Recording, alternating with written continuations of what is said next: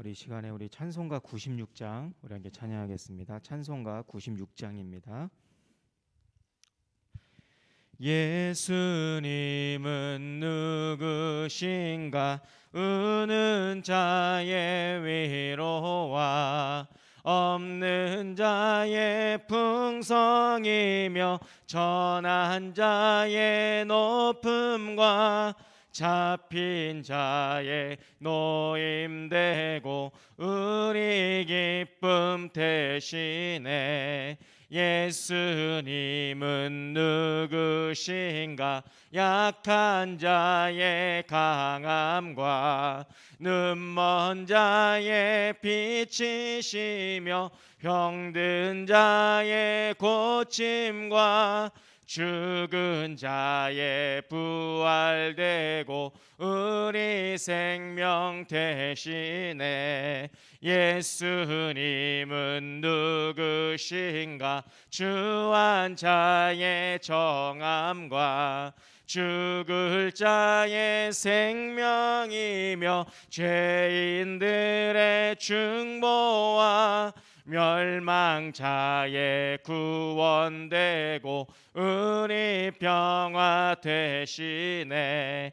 예수님은 누구신가? 온 교회의 머리와 온 세상의 구주시며 모든 왕의 왕이요 심판하실 주님 되고 우리 영광 되 1절부터 고백합니다. 예수님은 누구신가? 우는 자의 위로와 없는 자의 풍성이며 전한 자의 높음과 잡힌 자의 노임되고 우리 기쁨 되시네. 예수님은 누구신가? 약한 자의 강함과 눈먼 자의 빛이시며 병든 자의 고침과 죽은 자의 부활되고 우리 생명 되시네. 예수님은 누구신가? 주한 자의 정함과 죽을 자의 생명이며 죄인들의 중보와 멸망자의 구원되고 우리 평화 되시네. 예수님은 누구신가? 온 교회의 머리와 온 세상의 구주시며 모든 왕의 왕이요 심판하실 주님 되고 우리 영광 되시네. 아멘. 우리 찬송가 453장 우리 한 번 더 찬양하고 기도하고 오도록 하겠습니다. 예수도 알기 원하네. 크고도 넓은 은혜와 대속해 주신 사랑을 간절히 알기 원하네.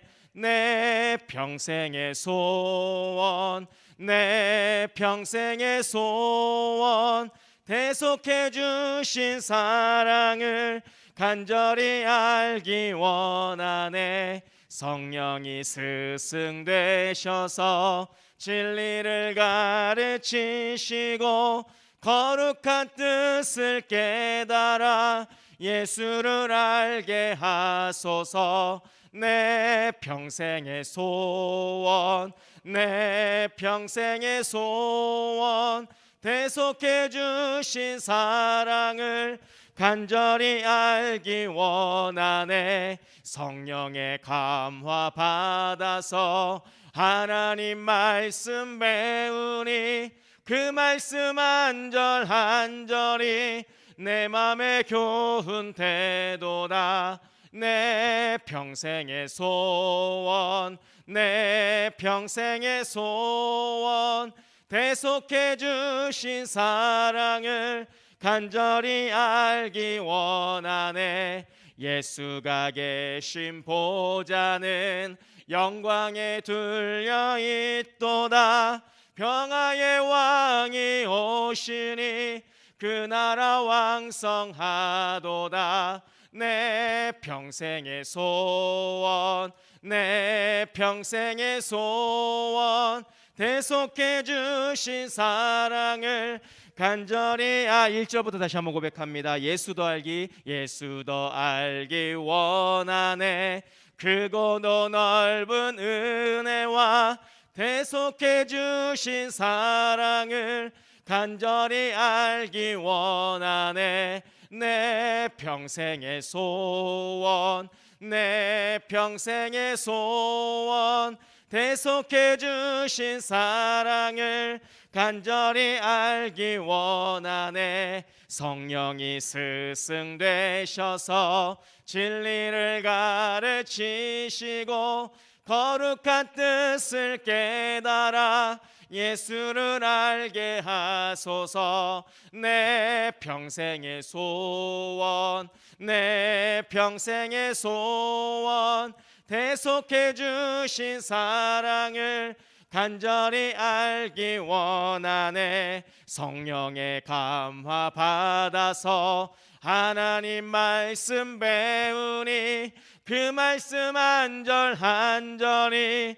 내 맘에 교훈 태도다. 내 평생의 소원, 내 평생의 소원, 대속해 주신 사랑을 간절히 알기 원하네. 예수가 계신 보좌는 영광에 둘려 있도다. 평화의 왕이 오시니 그 나라 왕성하도다. 내 평생의 소원, 내 평생의 소원, 대속해 주신 사랑을 간절히 알기 원하네. 아멘. 우리 시간에 기도하겠습니다. 우리 시간 기도할 때에 우리 말씀을 전하신 목사님을 위해서 기도하기를 원합니다. 이 시간도 말씀을 선포하실 때에 오직 주의 능력과 은혜로 말미암아 귀한 주님의 말씀을 온전히 선포하시기에 부족함이 없도록 우리 담임 목사님 붙잡아 주시고, 또한 말씀을 듣는 우리의 심령이 오직 주님을 향해 온전히 열려져서 주의 말씀을 듣고 깨닫고 또한 그 말씀을 더욱 알아감으로 말미암아 우리의 믿음이 더욱더 한 걸음 성장할 수 있는 아버지 귀한 시간 되게 해달라고 우리 말씀을 전하신 목사님과 또한 말씀을 듣는 우리의 심령을 위하여서 우리 함께 우리 한 목소리로 함께 기도하도록 하겠습니다. 기도하겠습니다. 살아계신 하나님, 주님의 은혜와 사랑을 감사드립니다. 아버지, 이 시간도 우리가 주님을 예배하며 찬양함으로 주 앞에 나아가게 하시니 아버지 감사를 드립니다. 아버지, 이 시간 주 앞에 드리는 모든 예배가 마음과 정성을 다하여 드리는 예배가 되게 하시옵시고, 이 시간 예배 가운데 함께 하시는 주님을 만나는 귀한 시간 될 수 있도록 주님 은혜를 베풀어 주시옵소서. 이 시간 말씀을 전하실 담임 목사님에게 날마다 성령의 충만함을 더하시옵시고, 말씀의 권능과 말씀의 지혜와 능력을 더하심으로 말미암아 날마다 말씀을 대언하시며 선포하실 때마다 그 말씀을 듣는 우리의 심령이 아버지 주님 앞에 온전히 녹아지고 새롭게 되어질 수 있도록 주여 우리 가운데 역사하여 주시옵소서. 아버지, 목사님의 입술을 주장하시옵시고 아버지 온전히 주님께 주장하심으로 말미암아 주의 말씀을 선포할 수 있도록 주의 말씀을 선포하실 수 있도록 인도하시옵시고, 말씀을 듣는 우리의 심령이 오직 주님을 향하여 열려짐으로 말미암아 주의 말씀을 듣고 깨달아 알아 우리가 더욱더 믿음으로 한 걸음 더 성장할 수 있는, 나아갈 수 있는 귀한 시간 될 수 있도록 은혜를 베풀어 주시옵소서. 이 예배 가운데 우리 모두와 함께 하시옵시고 주의 은혜와 능력이 많은 귀한 시간 될 수 있도록 주님 은혜를 베풀어 주시옵소서. 함께하여 주시옵소서. 한 번 더 기도하겠습니다.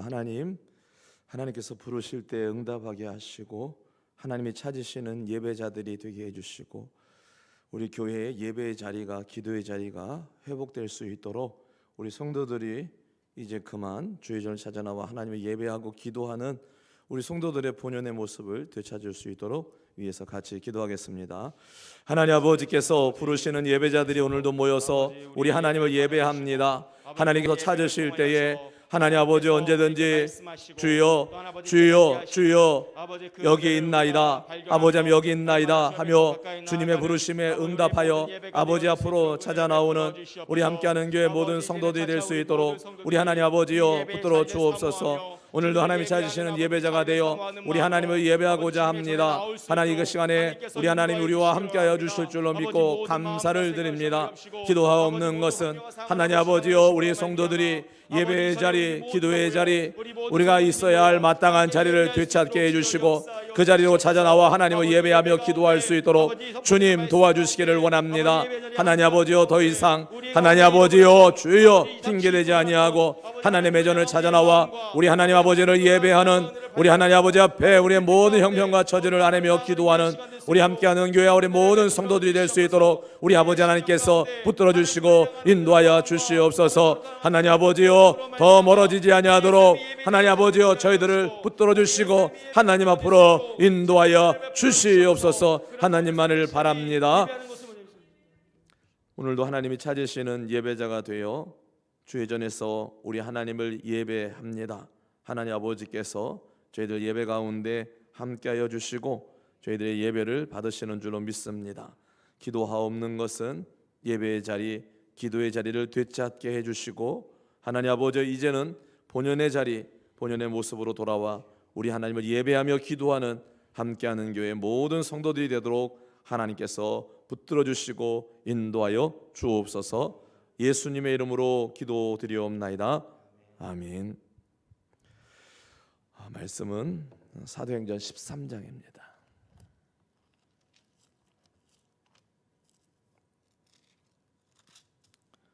44절부터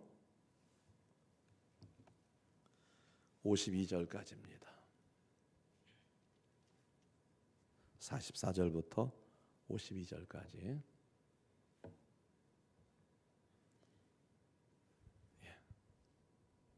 같이 읽겠습니다. 44절부터 그 다음 안식일에는 온 시민이 거의 다 하나님의 말씀을 듣고자 하여 모이니 유대인들이 그 무리를 보고 시기가 가득하여 바울이 말한 것을 반박하고 비방하거늘 바울과 바나바가 담대히 말하여 이르되 하나님의 말씀을 마땅히 먼저 너희에게 전할 것이로되 너희가 그것을 버리고 영생을 얻기에 합당하지 않은 자로 자처하기로 우리가 이방인에게로 향하노라. 주께서 이같이 우리에게 명하시되 내가 너를 이방의 빛으로 삼아 너로 땅 끝까지 구원하게 하리라 하셨느니라 하니 이방인들이 듣고 기뻐하여 하나님의 말씀을 찬송하며 영생을 주시기로 작정된 자는 다 믿더라. 주의 말씀이 그 지방에 두루 퍼지니라. 이에 유대인들이 경건한 규부인들과 그 시내 유력자들을 선동하여 바울과 바나바를 박해하게 하여 그 지역에서 쫓아내니 두 사람이 그들을 향하여 발에 티끌을 떨어버리고 이고니온으로 가거늘 제자들은 기쁨과 성령이 충만하니라. 아멘. 구호하겠습니다. 말한 대로 그대로 되는 교회, 소원대로 그대로 되는 교회, 믿음대로 그대로 되는 교회. 할렐루야.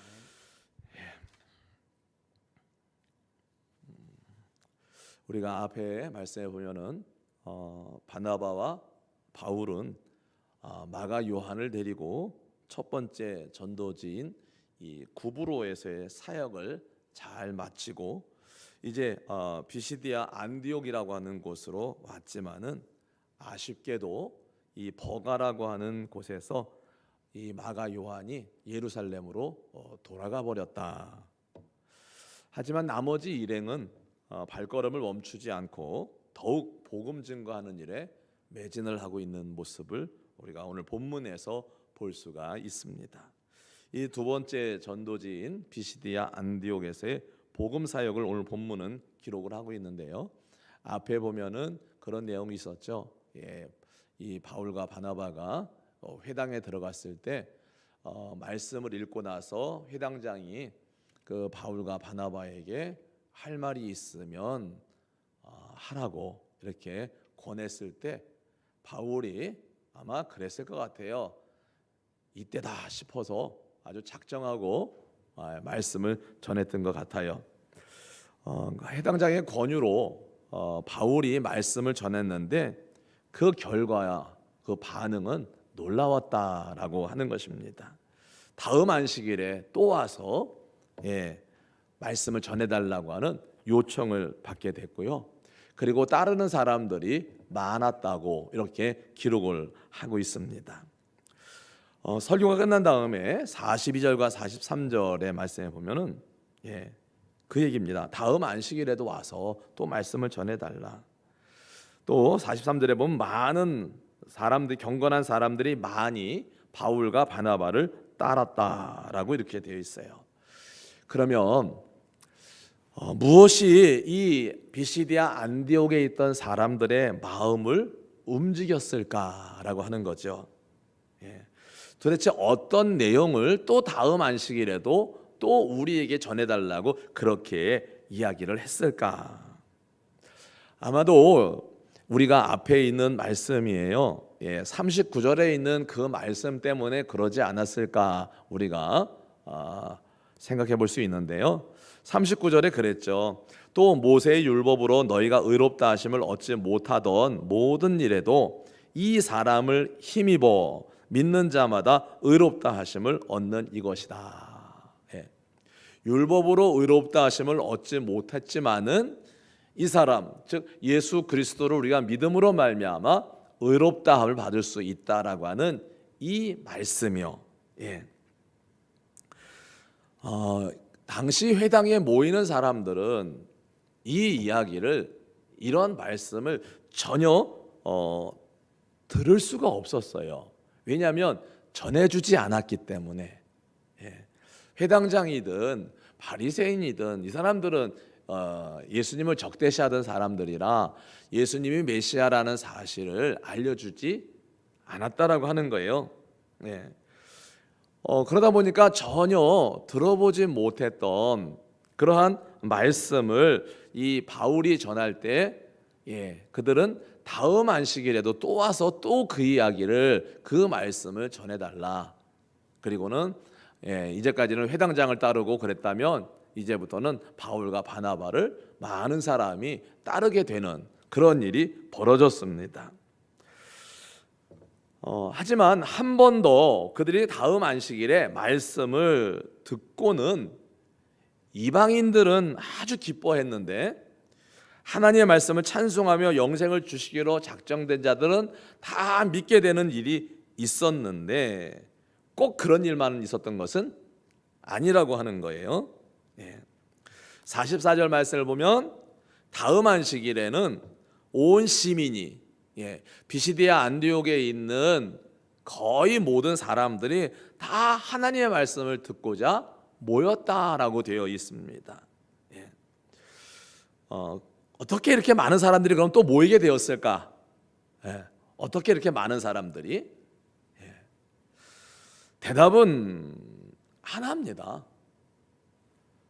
일주일 전에 처음 안식일에 이 바울로부터 말씀을 들었던 사람들이 놀랬고, 그 말씀의 신비함에 놀랬고, 그 다음에 바울을, 바나바를 따랐다라고 되어 있거든요.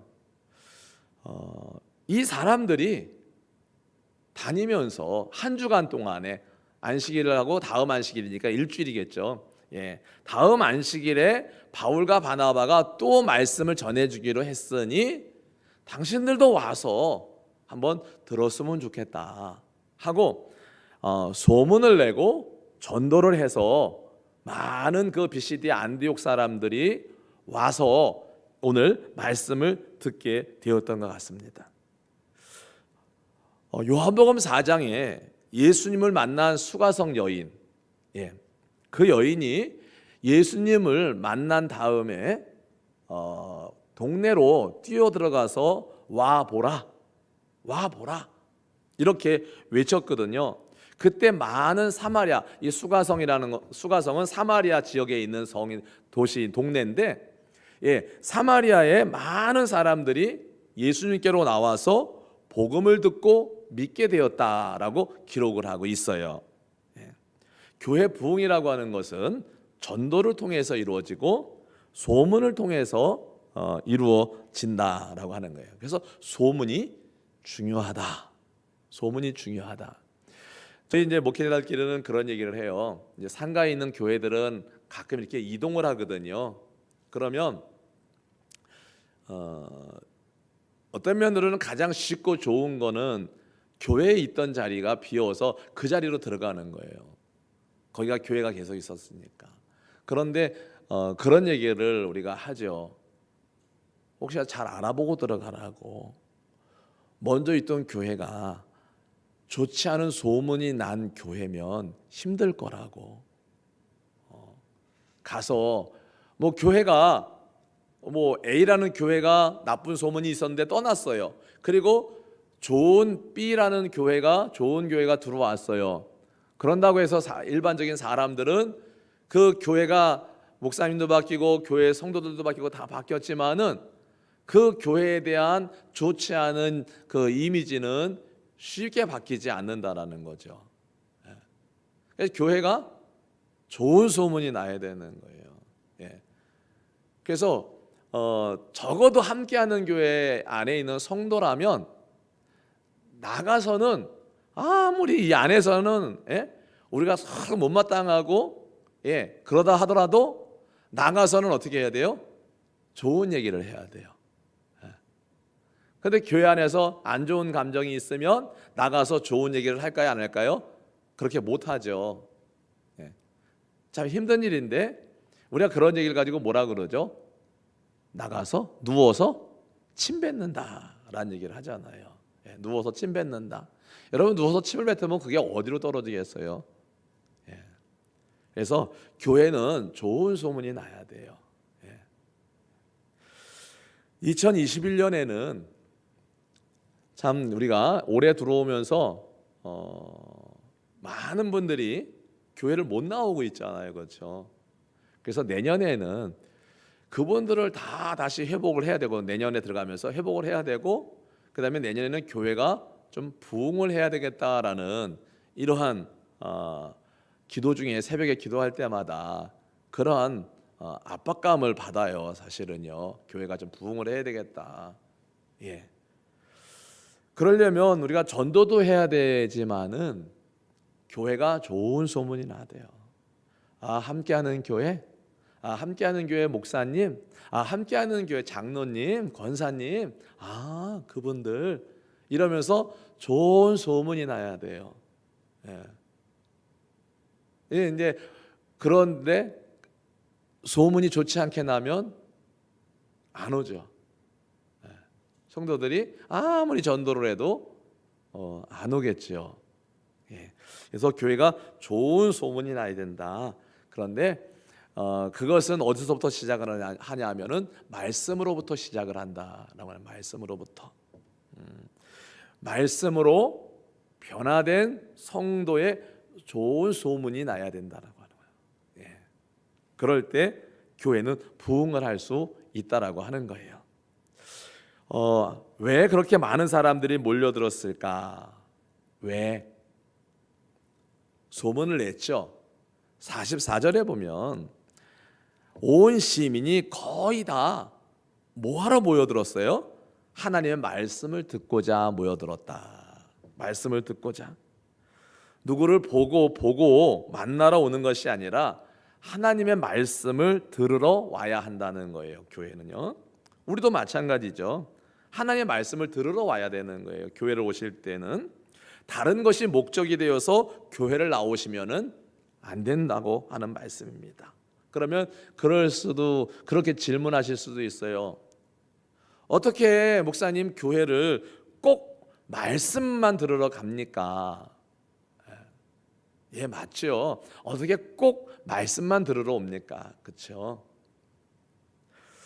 그렇지만은 말씀을 듣지 못한다면 다른 것이 무슨 소용이 있겠어요, 그렇죠? 다른 것이. 전에는 그런 이야기를 제가 들었던 적이 있어요. 포천이나 의정부에 교회가 없을 때, 그러니까 거의 100년 전 일이겠죠. 그때는 선교사들이 이렇게 다니면서 복음을 전했잖아요. 그러니까 믿기는 하지만은 영접은 했는데도 불구하고 다닐 교회가 없는 거예요. 말씀을 들을 기회도 없는 거고요. 그러니까 제가 들은 얘기는 포천에서부터 동대문까지 걸어간다는 거예요. 포천에서 동대문까지 걸어가가지고 동대문에 있는 교회 가서 예배를 드리고 그리고 또 예배 끝나면 또 오는 거죠. 그러면 여러분 포천에서 동대문까지 걸어간다고 생각을 해보세요. 차를 가지고 가도 얼만데 그거를 걸어서 갔다가 걸어서 온다고 생각을 해보세요. 근데 그분들이 뭐 특별한 다른 목적이 있는 건 아니에요. 오직 하나님을 예배하고 말씀을 들으려고 그 먼 길을 걸어 다녔다는 거죠. 지금처럼 뭐 신발이나 좋겠습니까? 100년 전에 그러지 않죠. 그래서 우리가 꼭 하나님 말씀만 들으러 옵니까? 아닐지라도 다른 것도 교회 오면서 누구를 만나러 오고 또 보고 싶은 성도들을 보고 하는 그런 일들도 있지만은 그럼에도 불구하고 그런 거는 있는데 말씀을 듣지 못하고 간다 싶으면 그거는 참 안타까운 일이 아닐 수가 없다라고 하는 거예요. 죄송한 얘기입니다만은 지난주에 9시 예배와 11시 예배가 예배 분위기가 너무 달랐어요. 9시 예배는 참 제가 마음이 편하게 말씀을 전했는데 11시 예배 때는 막 이렇게 불편 이렇게 막 들어오는 거예요. 그래서 제가 예배 중에 한번 그 얘기 했을 거예요. 예배 분위기가 영 9시랑 다릅니다라는 얘기를 한 적이 있을 거예요. 그러니까 이제 강단에 서서 설교하는 입장에서 보면 말씀을 잘 준비하고 전해야 되는 것은 저의 의무지만은 성도들의 의무는 뭐예요? 말씀을 잘 듣는 게 성도들의 의무죠. 서로의 권리이기도 하고 의무이기도 해요. 그렇기 때문에 우리가 예배를 통해서는 하나님의 말씀을 목사는 설교자는 잘 준비해서 전해야 되고 성도들은 그 말씀을 잘 들을 수 있어야 되는 것이죠. 이게 주가 되는 건데 이거는 뒤로 물러지고 다른 일들이 막 이렇게 된다면 그거는 정말 잘못된 거라고 할 수가 있습니다. 여러분 우리가 하나님의 말씀과 바꿀 수 있는 것이 뭐가 있을까요? 하나님 말씀과 바꿀 수 있는 거. 하나님의 말씀을 듣는 것과 바꿀 수 있을 정도로 값진 것이 교회 안에 뭐가 있을까? 그래서 우리가 사실 이 시간도 다른 여러 가지 일들 뒤로 제쳐놓고 우리가 예배를 드리러 왔잖아요, 그렇죠? 그러니까 예배를 드리고 하나님 말씀을 우리가 들을 수 있어야 한다는 그런 것이죠. 요즘 예배 드리는 것이 참 어려운 시기에 있습니다. 그래서 우리가 여러분 우리 교회가 바로 이 예배 회복을 위해서 힘써야 할 때라고 여겨져요. 예배 회복을 위해서 힘써야 될 때. 이렇게 많은 그 비시디아 안디옥에 있는 시민들의 온 시민의 거의 다가 지난주 안식일에 바울 사도의 설교를 듣고 사람들이 감동을 하고 변화가 되어서 나가서 막 사람들을 불러 모았단 말이죠. 오라고 와서 들어보라고. 그래서 많은 사람들이 와서 또 바울 사도의 설교를 또 듣게 됐어요. 45절에 보면 유대인들이 그 무리를 보고 시기가 가득하여 바울이 말한 것을 반박하고 비방했다라고 되어 있거든요. 유대인들이 많은 사람들이 모인 것을 보고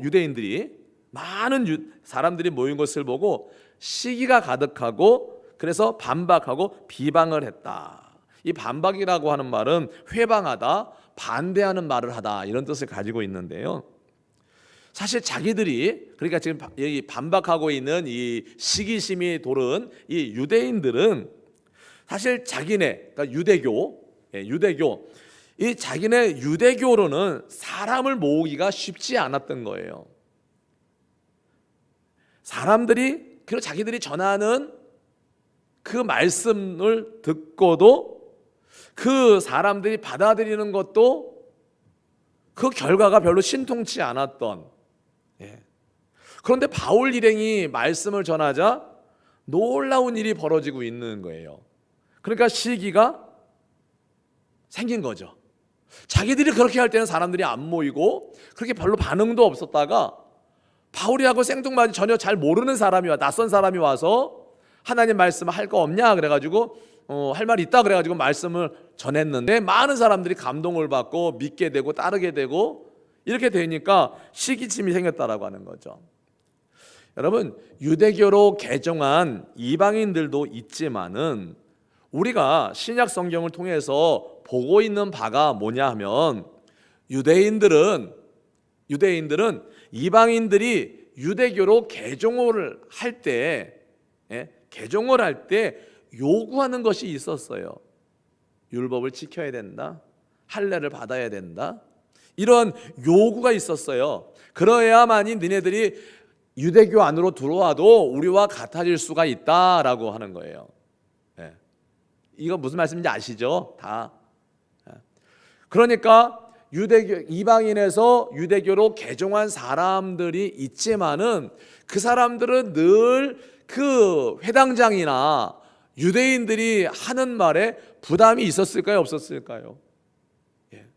예를 들어서 함께하는가 이렇게 세워졌는데 세워질 때 애쓰고 힘쓴 사람들이 있어요. 근데 뒤늦게 오신 분들한테 당신들도 우리가 이만큼 애썼으니까 당신들도 이만큼 애써야 돼 라고 말을 한다면 어디 부담스러워서 교회로 오겠어요? 못 오잖아요. 그렇죠? 지금 유대교로 개종한 이방인들에게 지금 이 유대인들이 요구하는 게 그거예요. 너희도 우리처럼 율법을 지켜야 되고 너희도 우리처럼 할례를 받아야 되고 이렇게 요구를 하니까 유대교로 개종한 이방인들 입장에서는 부담스러울 수밖에 없는데 그런데 바울 일행은 그렇게 말씀을 전하고 있지 않는 거잖아요. 지금요. 예수님 이야기를 하잖아요. 이제들이 자기들이 듣던 거하고는 다른 이야기를 하고 있잖아요. 그리고 그 설교를 듣고 회당 안에 있던 사람들이 바울과 바나바를 따르게 되고 다음 안식일에는 온 시민이 거의 다가 모여서 바울의 설교 하나님 말씀을 듣게 되고 뿐만 아니라 그 사람들이 믿게 되고 따르게 되고 바울과 바나바를 이런 일들이 벌어지니까 이 유대인들 입장에서 보면은 시기가 충분히 날만 해요.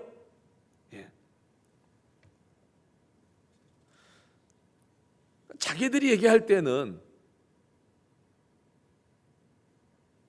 별 반응이 없다가 바울 사도가 전혀 잘 모르는 사람이 와서 말씀을 전하니까 이야기를 하니까 사람들이 거기를 다 따르게 되니까. 근데 사실 이 현장에서 지금 이 본문 말씀이 기록된 그 현장에서 여러분 시기심이 들어야 될 사람이 또 하나 있어요. 누굴까요? 바나바라는 사람.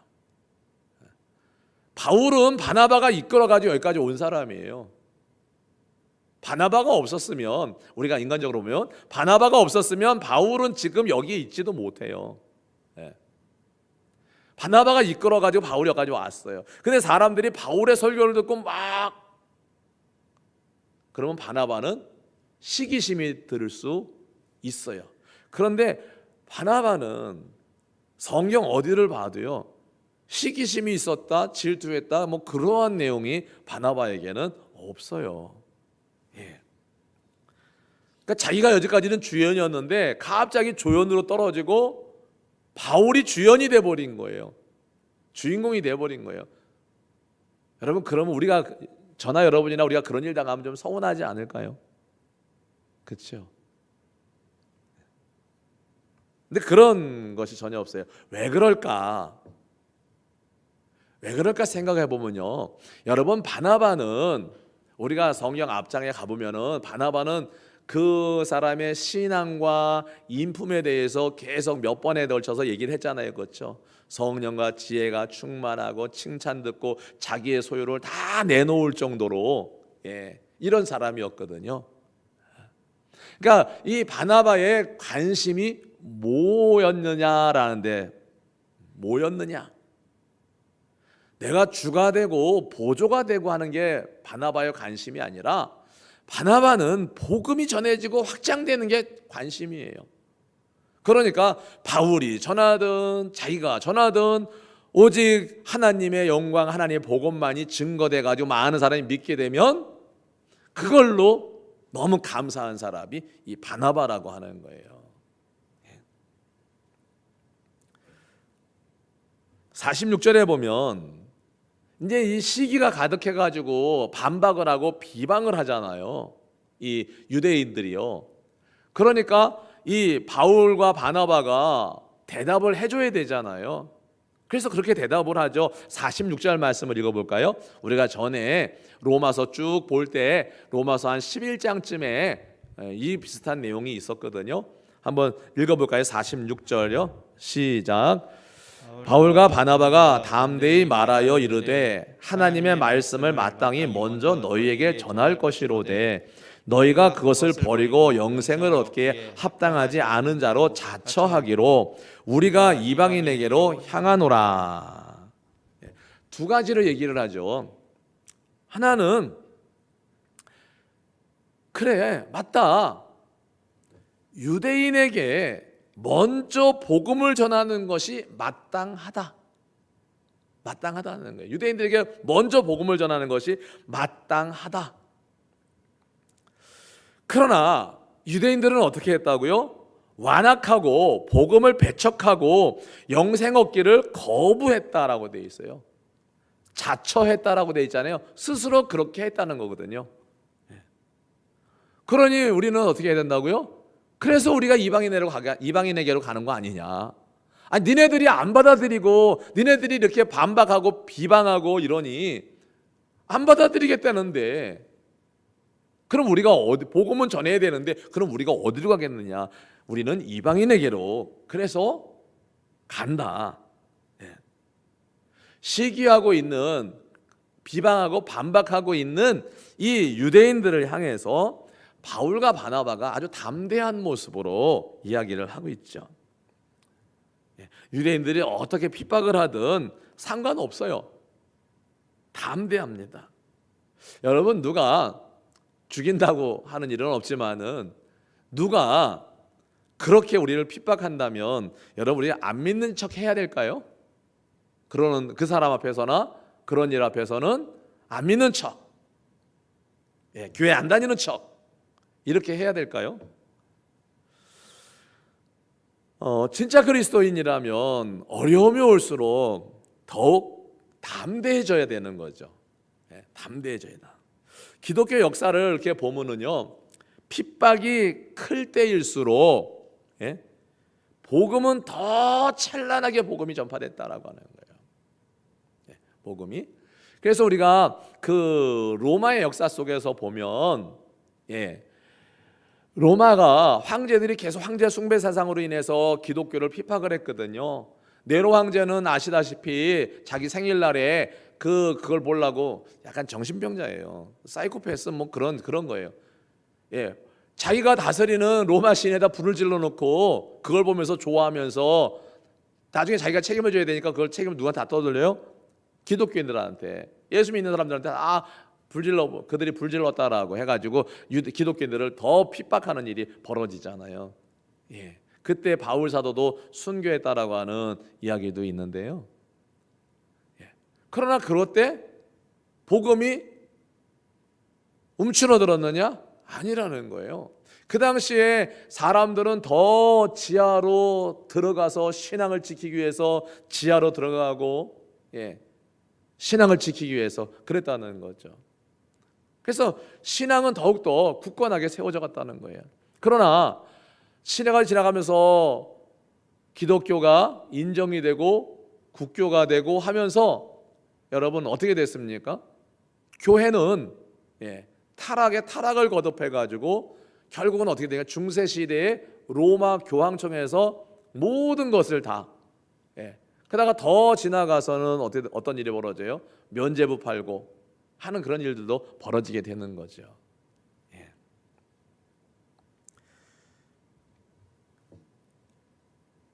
또 이야기하지만은 코로나19가 정부의 간섭이 그리고 사람들의 따가운 눈총이 하나님을 향하고 예배를 향한 우리 성도님들의 마음을 흔들도록 내버려둬서는 안 된다라고 하는 거죠. 이제는 안 된다는, 더 이상은. 여러분, 제가 그런 얘기 드리잖아요. 목사도 한 달만 교회 안 다니고 새벽기도 안 하고 이러면 자연인하고 일반 사람들하고 똑같아질 수밖에 없다. 그런데 벌써 8개월입니다. 여러분들 8개월 동안 교회 안 나오면서 신앙을 지킬 수 있을까요? 지키기 힘들어요. 다 새로 시작해야 돼요. 네. 지식은 남아있을 수 있습니다. 교회의 어떤 직분은 남아있을 수 있어요. 그런데 여러분, 신앙과 직분, 신앙과 신앙의 연수, 지식이 전혀 관계없는 것은 아니지만은 그것이 똑같지는 않아요. 다 다시 시작을 해야 돼요. 여러분, 8개월 동안 6개월 동안 교회를 안 다니다 보면은요, 사람이 그 감각이라는 거 있잖아요. 감각이라는 거, 이거를 잃어버리거든요.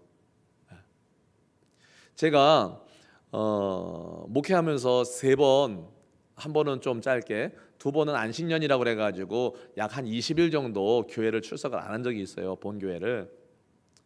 여러분, 3주 만에 강단에 서면요 얼마나 낯선지 몰라요. 3주 만에 강단에 서도 정말 낯설어요. 이게 3주 동안에 설교할 일이 있어봐야 한 번이나 2번 정도 있어요. 없을 때도 있고요. 보면은요, 얼마나 낯선지 몰라요.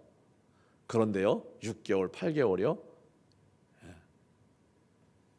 얼른 나오셔야 돼요. 방송 보고 계신 분들도 얼른 나오셔야 돼요. 이제는요.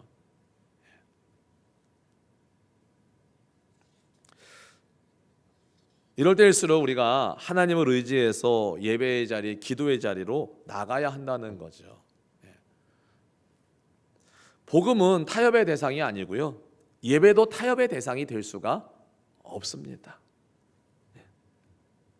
그동안 우리가 너무 눈치를 많이 봐왔어요. 세상 눈치, 정부 눈치, 여긴 저도 포함되고요. 우리가 너무 눈치를 봐왔어요. 그래서 정부에서 발표하면은 예배, 새벽 예배 없애고 안 하고 막. 근데 이제는 그렇게 하지 않으려고요. 눈치 그만 보려고요. 그렇다고 우리가 아무것도 안 한다는 게 아니라 방역은 더 철저하게 하지만은 예배를 드리는 일을 중단하지 않으려고요. 20명이라고 하지만은 나와서 드리실 수 있는 분들은 나오시라고 하려고요. 이제는요.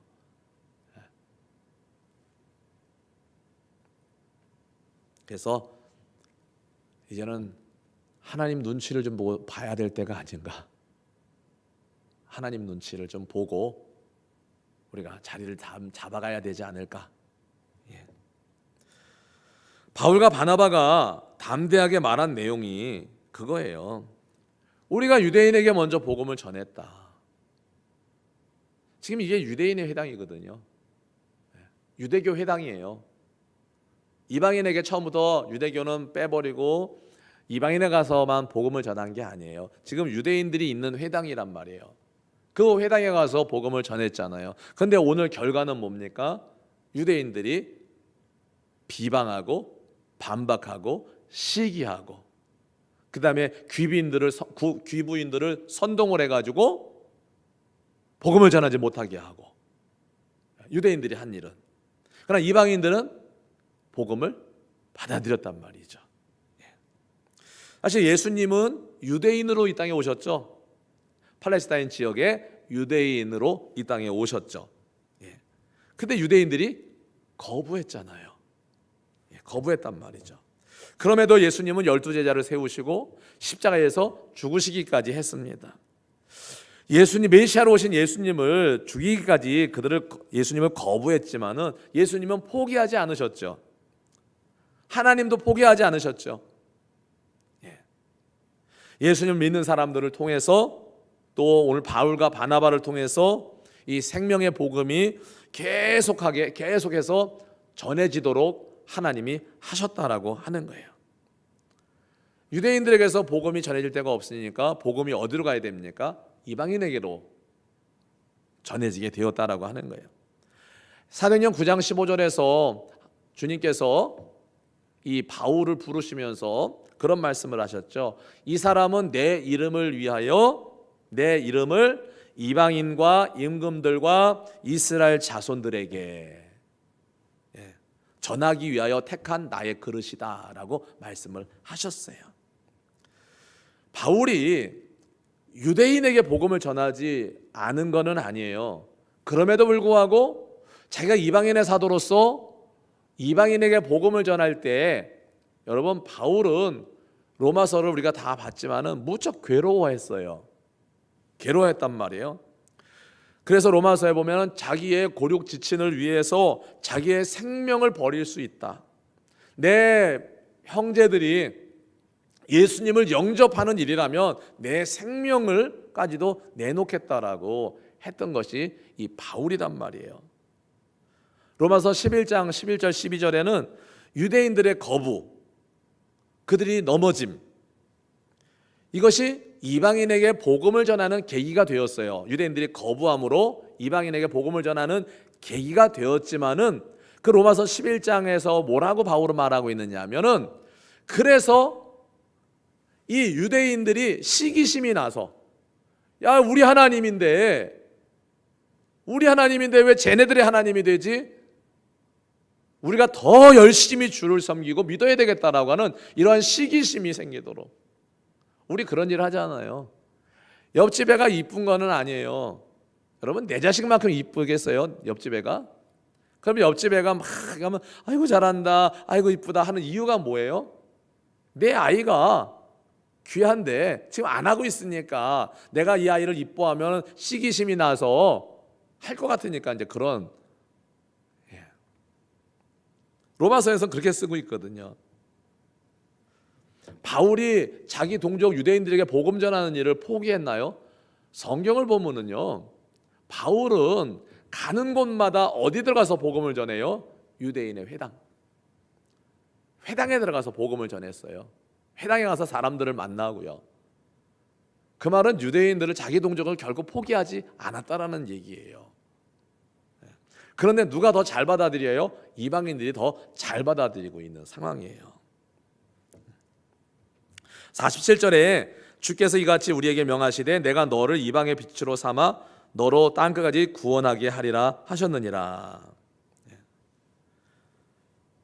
하나님께서 이스라엘 백성들을 민족적으로 택하신 이유가 뭐죠? 하나님께서 아브라함을 택하신 이유가 뭐죠? 이유는 다른 데 있지 않아요. 그를 택해서 그들을 통해서 열방이 복음을 듣고 구원에 이르기를 바라시는 하나님의 마음이고 계획이에요. 그런데 유대인들은 야 우리만 하나님 백성이야 이러고 살았었고 지금 뒤늦게 이방인들이 막 복음을 접하니까 괜히 시기심만 생겨서 복음 전하는 사람들을 핍박하고 이방인들에게 율법 준수와 할례를 요구하고 하는 이런 일들이 있었다라고 하는 거죠. 하나님은 이스라엘의 하나님만이 아니라 온 인류 모든 믿는 사람들의 하나님이십니다. 그래서 여러분 교회는 우리끼리만 좋은 교회는 하나님 앞에 불충이에요. 교회는 하나님 보시기에 좋은 교회가 되어야 되는 거예요. 물론 우리가 보기에도 좋아야 되겠지만은 하나님 보시기에 좋은 교회가 되어야 되는 그게 가장 전제 조건이에요. 만약에 하나님 보시기에는 별론데 우리가 서로 좋다면 여기는 교회가 아닌 거예요. 더 이상은요.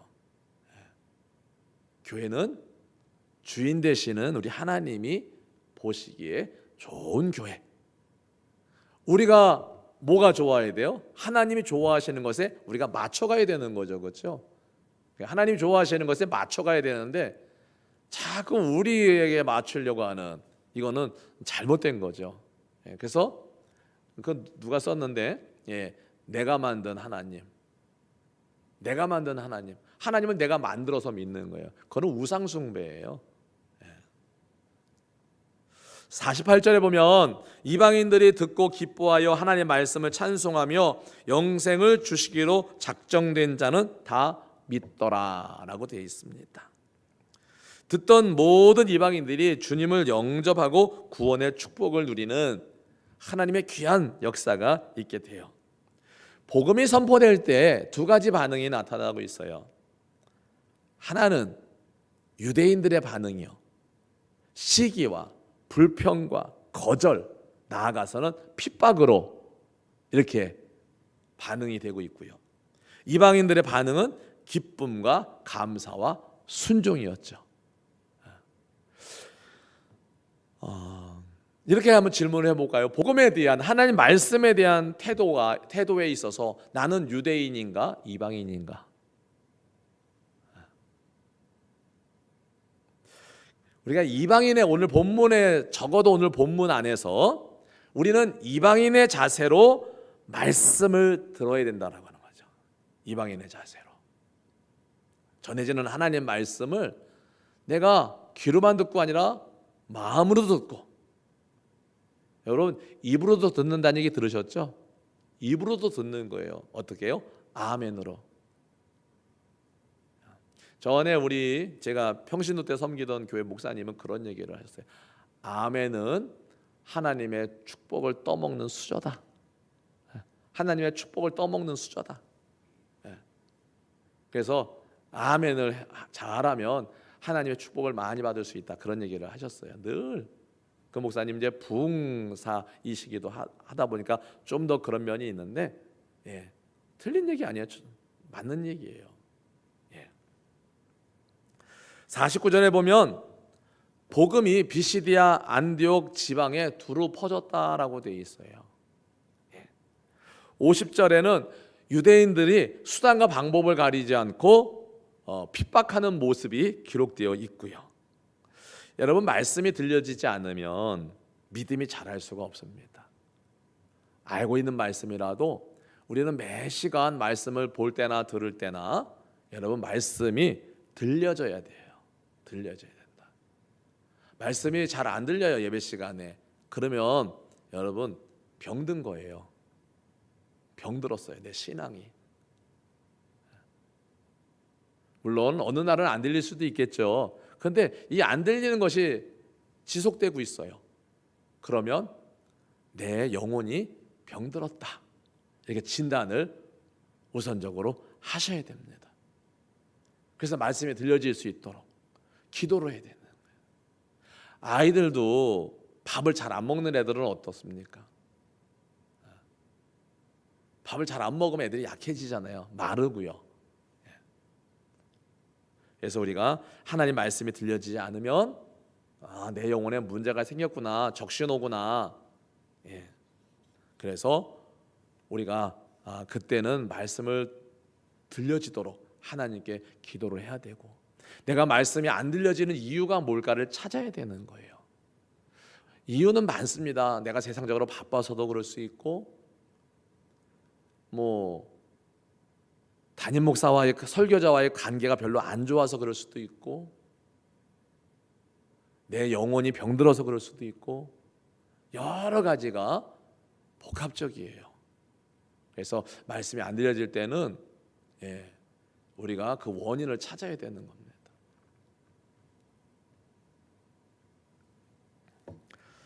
말씀을 마무리하겠습니다. 그래서 결국 바울과 바나바는 이고니온이라는 곳으로 이제 쫓겨나게 되죠. 쫓겨서 길을 가게 됩니다. 이제 여기서 우리가 생각을 해볼 게 이겁니다. 이고니온으로 간 것은 거기에서도 복음을 전하기 위해서 간 거거든요.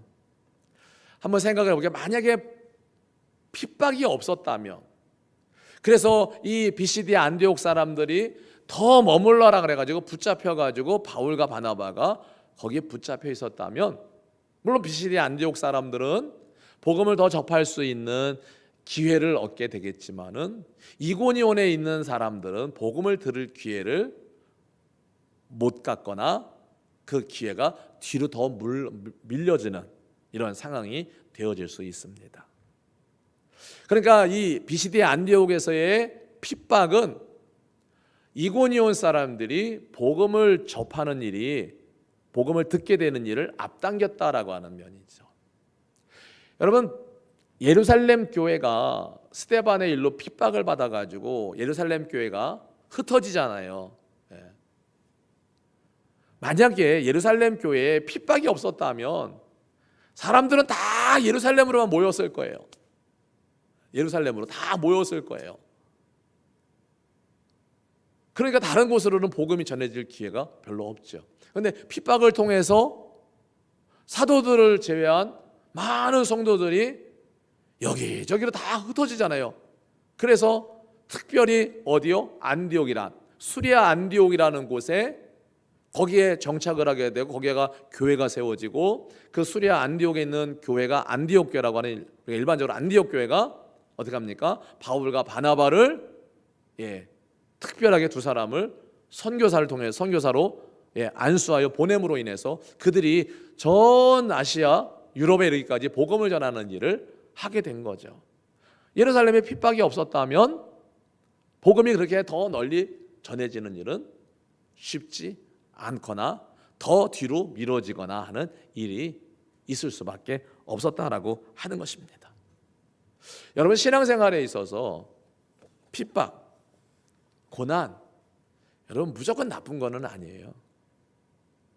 좋아할 일도 아니지만은 그것이 왔을 때 우리가 그것을 무조건 부정적으로만 볼 게 아니라 그것을 통해서 내가 하나님께로 더 가까이 나갈 수 있는 기회가 된다면, 여러분 가정에도 어려운 일이 생기면 그 어려운 일 때문에 가정이 깨지고 힘들어지는 가정들도 있지만은 어려움이 왔을 때 더 하나 되고 결속되는 가정도 있잖아요. 그러니까 우리도 그런 면에 있어서는 같아요. 어려움이 오면 하나님에게서 멀어지려고 하는 사람도 있지만은 더 하나님께로 이렇게 모이려고 하는, 가까이 하려고 하는 사람들도 있다라고 하는 거예요. 우리가 이렇게 봐야 되는 거죠. 하나님이 나를 더 붙들어 두시려고 이런 어려움을 주시나 보다 하고 우리가 하나님께로 더 가까이 나가야 한다는 거죠. 그래서 바울과 바나바는 그 일행은 이제 어디로 갑니까? 이고니온이라는 곳에 가서 또 복음을 전하게 되는 그러한 일들이 있게 되었죠. 우리가 한 예로 데살로니가 교회는 바울과 바나바가 바울이 3주밖에 없었어요. 왜요? 핍박을 통해서 바울이 쫓겨났어요. 또요. 또 다른 곳에 가서 복음을 전하게 되는 거죠.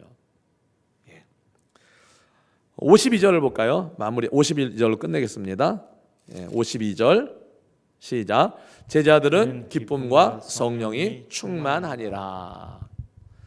우리가 이제 생각해 보는 것은 하나는 이거죠. 마태마가 누가복음 요한복음까지에는 제자 그러면 누구였죠? 예수님의 12제자. 그렇죠? 그런데 사도행전으로 넘어가면서부터는 믿는 사람들을 제자라고 이렇게 표현하기도 합니다. 오늘 우리가 오늘 말씀을 통해서 한 가지 바라는 것은 오늘 본문에 나오는 이방인들처럼 우리가 하나님의 말씀을 잘 받을 수 있도록 우리가 들을 때뿐만 아니라 볼 때도 마찬가지죠. 하나님 말씀이 우리 안에 속속 들어와서 우리가 믿음이 자라고 하나님을 더 사랑하는 이러한 성도의 삶이 될 수 있기를 주 이름으로 축복하면서 우리가 기도하겠습니다. 하나님, 기도 제목 띄워주세요. 전도와 좋은 소문으로 교회의 부흥을 이루게 해달라고 기도하시고, 예배와 기도의 자리를 우리 성도들이 되찾을 수 있도록, 예배와 기도의 자리는 성도의 본연의 자리예요. 되찾아야 되고요. 한절기가 됐습니다. 독감 주사 맞으셨어요? 요즘 독감 때문에 또 이렇게 주사 맞고 어려운 일 당하시는 분들도 계신데 그거는 일부니까 참 염려도 되시죠? 독감 주사 맞는 것도 요즘 같은 때는. 그래서 건강을 잘 지키시고 코로나를 위해서도 같이 한번 기도하겠습니다. 그리고 한 가지 더 기도할 제목은 주일 오후 예배도 드리잖아요. 이제 돌아온 주부터 반주자요. 오후 예배 반주자. 그리고 금요 기도의 반주자. 더 나가면 수요 예배도 반주자. 반주자를 위해서 좀 기도하시면 좋겠어요. 금요일 날 저희 딸이 언제까지 함께하는 교회, 아빠 섬기는 교회 와서 반주하는 사람은 없거든요. 급해서 올라오니까 하라 그랬는데 뭐 계속 하라 그럴 수도 없잖아요. 그래서 우리 교회 성도들이 할 수 있도록 반주자로 해서 주일 오후 예배, 수요일, 금요일 반주할 수 있는 반주자를 위해서도 기도 좀 하시기를 바랍니다. 우리 같이 기도하겠습니다. 하나님 아버지 기도합니다. 오늘 아버지 하나님이여 주여 비시디 안디옥에서 바울과 바나바가 복음을 전할 때에 그 복음을 들은 성도들이 나가서 하나님 아버지여 많은 사람에게 좋은 소문을 내고 복음을 들어야 된다라고 사람들을 초청함으로 말미암아 아버지 하나님 오늘은 많은 사람들이 거의 그 비시디 안디옥 시민의 거의 다가 모여서 하나님 아버지여 바울의 설교를 듣게 되는 일이 있어서 그로 인하여 하나님 아버지여 많은 사람이 주께로 돌아오게 되고 영상 주시기로 작정된 모든 자가 믿는 일도 있게 되었습니다. 하나님 아버지여 우리가 하나님 말씀을 들을 때에 이들과 같이 말씀이 아버지 들려지게 하시고 말씀이 우리 마음의 삶에 들어와서 우리가 믿어지게 하시고 우리의 삶의 변화를 통하여 좋은 소문을 내는 우리 함께하는 교회 모든 성도들 되게 하여 주시고 그로 인하여 아버지 하나님이여 이제 교회가 부흥을 이루어낼 수 있도록 하나님 아버지여 함께하여 주시기를 간절히 원하옵고 기도를 드리옵나이다. 기도하옵는 것은 아버지 지난 2월 말부터 코로나가 아버지 하나님이여 주여 발응하여 하나님 아버지여 예배가 어려워진 가운데 있습니다. 이제는 아버지 하나님 우리 성도들이 예배의 자리, 기도의 자리, 성도의 본연의 자리를 되찾게 하여 주시고 하나님 아버지여 이제는 더 이상 아버지 코로나로 인하여 세상과 정부의 눈치 보지 아니하고 믿음 안에서 하나님의 눈치를 보며 예배의 자리에 나와 하나님의 예배하며 기도할 수 있도록 주님 도와주시기를 간절히 원합니다. 하나님 아버지 주여 한절기 우리 성도들의 건강을 지켜주시고 우리 아버지 하나님이여 독감주사도 아버지 예방주사도 맞아서 아버지 독감으로 인하여 어려움 없게 해주시고 특별히 코로나19로 인하여 힘들지 아니하도록 하나님께서 지켜주시기를 원합니다. 하나님 아버지여 교회가 반주자가 필요합니다. 하나님 아버지 수요 예배, 금요 기도회, 주일 오후 예배 이렇게 주의 전에서 함께 예배하며 반주할 반주자가 필요하오니 하나님 아버지여 반주자를 주여 세워주시고 보내주시고 하나님 아버지 함께 하나님의 예배할 때에 우리의 찬양이 하나님 아버지 앞에 영광이 되어질 수 있도록 주님 도와주시옵소서. 이 모든 일에 기도가 있게 하시고 하나님의 모든 일에 하나님 아버지 하나님의 은혜가 넘쳐나기를 간절히 원하옵고 예수님의 이름으로 기도드리옵나이다. 아멘. 주님 가르쳐 주신 기도로 마치겠습니다.